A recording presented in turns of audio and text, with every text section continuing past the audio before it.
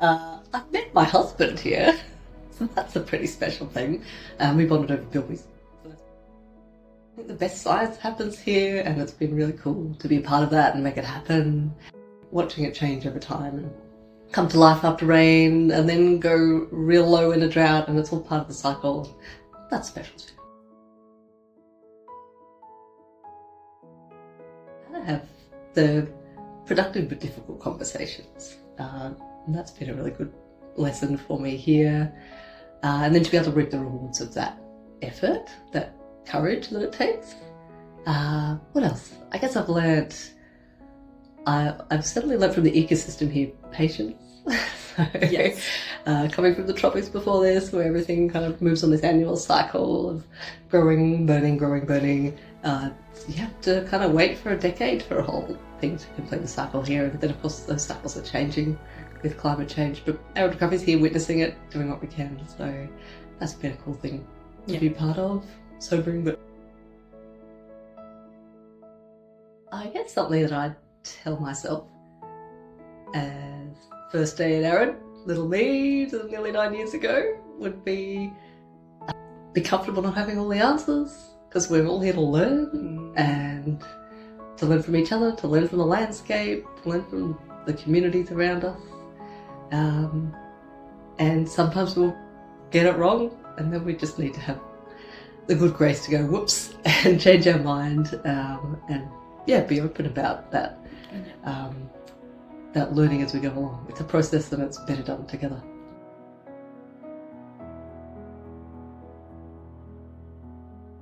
Well, I love what we've been able to do for them as a species here, and I suppose they've been a major part of my tenure. That's one of the things I feel like I've made a big difference for, starting out thinking about what species we could bring in next. The koala's top of the list, and it took time, but we got there. We had to mobilise the resourcing, the justification, all the things, and it's been really special to have been able to do that and be part of their wider conservation through the recovery team and Team Kawari, supporting Molly's research. So and just as an animal, they're really funky, spunky and smart. I rate them.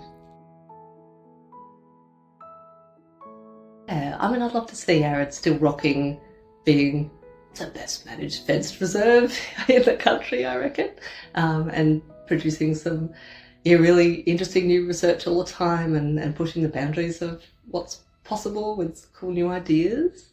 But also I'd also love to see that influence sort of beyond Arid expanding, and things are lining up beautifully for that to be happening in partnership with the traditional owner people around us, the Kukuna mob and our Butter mob. So I'd love to see that really hit its stride, and those relationships take off in practical work on the ground together. So I don't think that will happen sooner rather than later.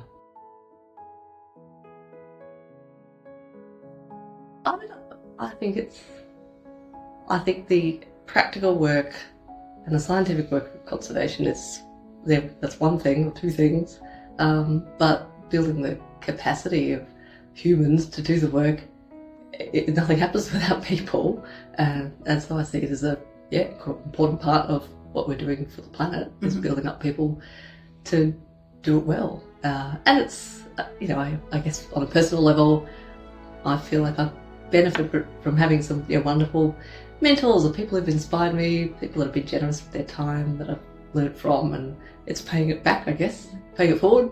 So that's something I live and breathe.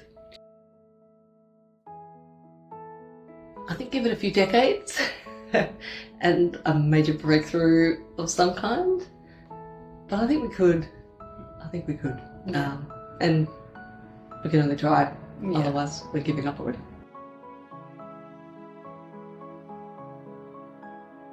But I do subscribe to that, because it is an attitude, and I guess, it's naive to expect the world around us to give us the energy to get on with it.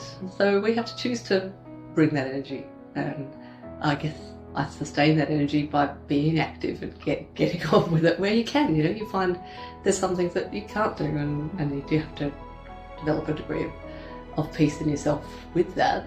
There's lots we can do, so let's get on with those bits and It doesn't mean you have to be a Pollyanna about it and think everything's fine, because it isn't.